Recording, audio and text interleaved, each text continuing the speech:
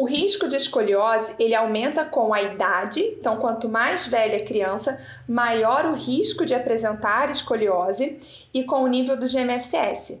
Além disso, a escoliose ela é mais comum em meninas, então a escoliose neuromuscular ela é mais comum em meninas e ela aumenta o risco, a gente tem um risco aumentado de escoliose para crianças mais velhas e para crianças que apresentam maior nível de GMFCS, então entre 4 e 5.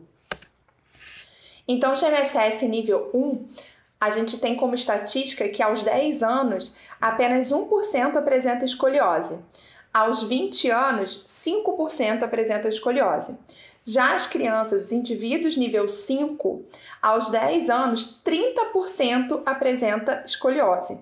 Já os indivíduos com 20 anos, nível 5, 80% apresentam escoliose.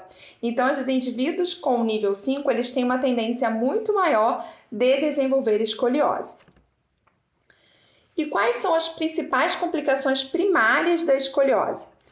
Como a gente falou, anteriormente, dificuldade em manter a postura sentada. Então, eu tenho uma alteração da minha coluna, essa alteração é transmitida para a pelve e eu tenho dificuldade em manter a minha postura sentada.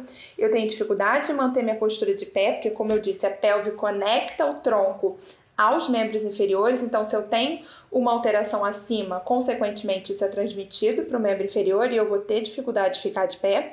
Eu tenho uma limitação na minha mobilidade, então eu vou ter dificuldade de me locomover. Vou ter restrição da participação da minha atividade de vida diária e diminuição do espaço iliocostal. Então, quando eu apresento escoliose, quando a coluna inclina, ela desce, eu diminuo esse espaço entre as costelas e o osso da pelve, tá? Então, ocorre um estreitamento nessa região. Então, é chamado de diminuição do espaço iliocostal.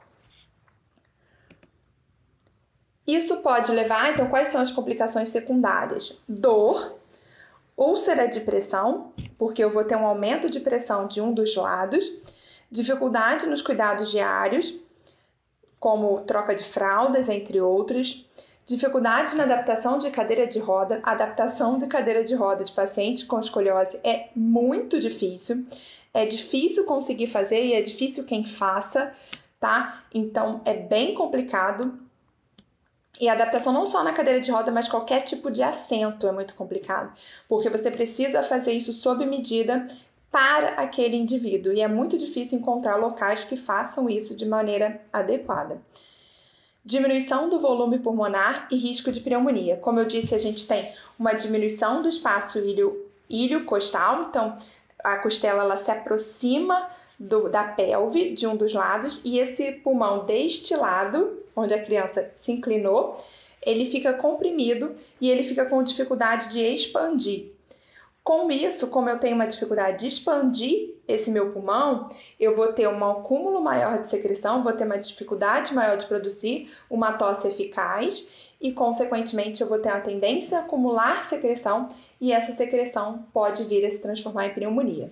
Além disso, a escoliose ela também pode aumentar o risco de broncoespasmo, tá? Broncoespasmo não, de broncoaspiração. A gente também já falou um pouquinho sobre isso na aula sobre alterações respiratórias. Então, também te convido a parar e lá dar uma olhadinha, Dai que apresentou essa aula.